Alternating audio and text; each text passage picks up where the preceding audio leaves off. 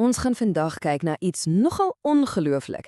Dis 'n laaste kans mediese tegniek wat letterlik nuwe lewe in 'n liggaam kan blaas, veral op daardie kritiese oomblik wanneer 'n lewensreddende operasie rampspoedig begin skeefloop. So, stel jou hierdie absolute nagmerrie voor. 'n Pasiënt het pas 'n massiewe, lewensveranderende operasie gehad. Alles lyk aanvanklik, wel, perfek. En dan begin die nuut oorgeplante weefsel, jy weet, die einste rede vir die hele prosedure, doodgaan. Wat doen jy as chirurg in daardie oomblik? Dis 'n krisis wat 'n besluit vereis, nie môre nie, maar nou. OK, so voor ons by die oplossing uitkom, moet ons eers die probleem self verstaan. Hoekom gebeur hierdie dinge en wat presies is op die spel? Kyk, in rekonstruktiewe chirurgie doen dokters iets wat amper soos, wel, biologiese ingenieurswese klink. Hulle neem letterlik 'n stuk weefsel, of dit nou vel, spier of selfs been is, van een deel van die liggaam en dan skuif hulle dit om 'n gat te vul of om 'n area te herbou wat dalk deur 'n ongeluk of kanker of 'n vorige operasie vernietig is. Nou, die sukses van hierdie hele ding, dit hang af van een kritiese faktor: bloedvloei. Daardie nuwe stuk weefsel het 'n konstante stroom suurstofryke bloed nodig om te oorleef. As daardie bloedtoevoer selfs net vir 'n oomblik en die gedrang kom, begin die weefsel letterlik versmoor. Dis so eenvoudig soos dit. So, wat veroorsaak hierdie krisis? Wel, dit kan 'n hele klomp dinge wees. Miskien is die area voorheen met bestraling behandel wat die klein bloedvaatjies basies in 'n woestynlandskap verander het. Of dalk was daar 'n ernstige trauma, jy weet, 'n ongeluk wat alles vergrous het. En soms kan die nuwe bloedvate net nie vinnig genoeg groei om daardie broodnodige suurstof te lewer nie. Maar, te midde van hierdie chirurgiese nagmerrie, is daar 'n nogal verrassende reddingsboei, 'n oplossing wat nie met 'n skalpel te doen het nie, maar met iets baie meer fundamenteel, en dis waar dinge nou regtig interessant raak. Die antwoord is nie nog 'n operasie nie. Nee, dis iets baie eenvoudiger en tog oneindig kragtiger.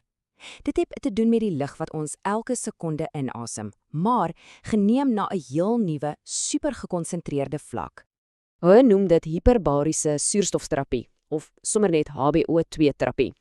Wat gebeur is dat pasiënte in 'n spesiale kamer gaan en daarbinne asem hulle 100% suiwer suurstof in. En hier is die sleutel: dit gebeur teen 'n druk wat 2 tot 3 keer hoër is as die normale atmosferiese druk hier rondom ons. OK, so die groot vraag is, hoe presies genees hoë druk en pure suurstof 'n sterwende stuk weefsel? Die wetenskap hier agter is regtig verstommend. Goed, kom ons breek dit af. Daar's basies 3 dinge wat gebeur. Nommer 1, die hoë druk forceer letterlik suurstof direk in die bloedplasma in. Dink daaraan, dis baie meer suurstof as wat jou rooi bloedselle alleen kan dra.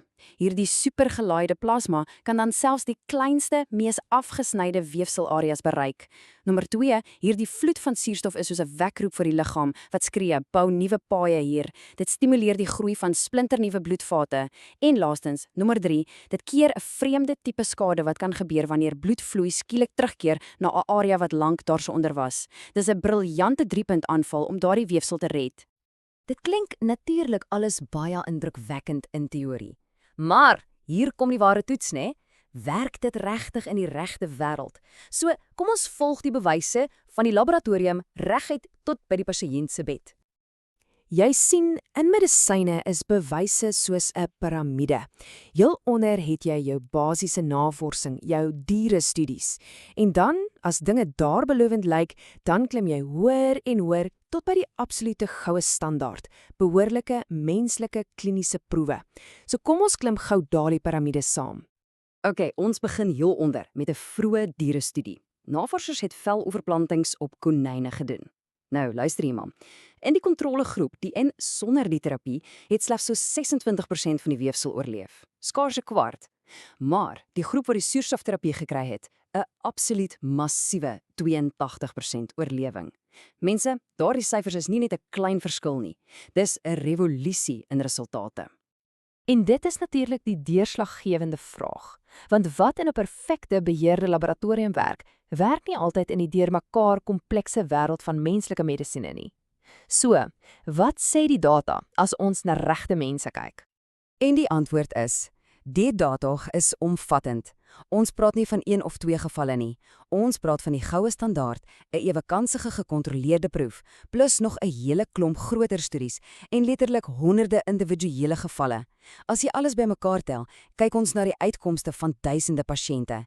Die bewyse is daar. Kyk net na hierdie dramatiese werklike voorbeeld. Dis 'n studie oor ernstige oorlogsbeserings. Sonder die terapie het meer as die helfte van die veloorplantings misluk, 52%. Dis 'n gooi van 'n muntstuk. Maar met die terapie, daai mislukkingssyfer is meer as gehalveer tot net 23%. Dis nie net syfers op 'n bladsy nie, dis letterlik lewens en ledemate wat gered word. En hierdie aanhaling uit 'n groot navorsingsoorsig som dit eintlik perfek op. Die wetenskaplike konsensus is duidelik. Die bewyse staan bankvas agter hierdie terapie. Punt.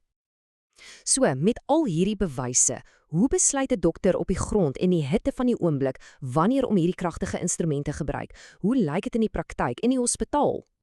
Wel, dokters gebruik basies 'n padkaart, 'n vloeikaart soos hierdie een. Dit lei hulle stap vir stap deur die kritiese vrae. Is dit 'n oorplanting of 'n flip? Is daar dalk 'n fisiese probleem wat eers reggestel moet word? En as alles probeer is en daai weefsel is steeds besig om te sterf, dan is die laaste stap duidelik. Begin die suurstofterapie en begin dit dadelik. En daai laaste punt is krities, want tyd is alles. Hoe gouer die terapie begin nadat die probleem opgetel is, hoe groter is die kans om die maksimum hoeveelheid weefsel te red. Dis 'n absolute wedloop teen die horlosie. Die bewyse is so sterk dat dit 'n amptelike klas 1B aanbeveling van groot mediese liggame kry. Wat beteken dit in gewone Afrikaans? Dit beteken, die data is duidelik, hierdie ding werk, ons behoort dit te gebruik. So, aan die einde van die dag, wat beteken dit alles vir die pasiënt wat in daardie hospitaalbed lê? Dit beteken hoop. Dit beteken 'n tweede kans vir 'n operasie wat besig was om te misluk. Dit beteken hulle kan dalk nog 'n pynlike dierprosedure vryspring. En dit lei tot beter resultate, baie kosmeties en funksioneel.